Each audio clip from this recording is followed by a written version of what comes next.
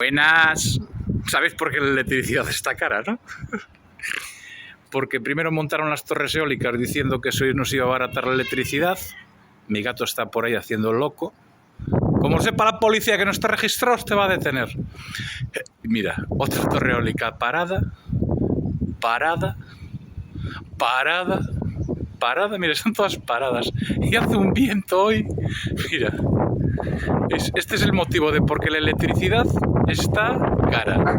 Porque montan las torres eólicas y las paran. Y después te cuentan el cuento de la ecología. Así está el país, chaval. Una desgracia. ¿Veis? Mirad. ¿Ves? Hasta el perro protesta. Estate callado que como sepan que no está registrado te van a detener a ti también. Ay, mira.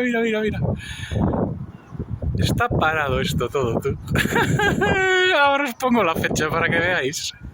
Esto pasa más tiempo parado que andando. Y os lo dejo. Electricidad barata le llamaban.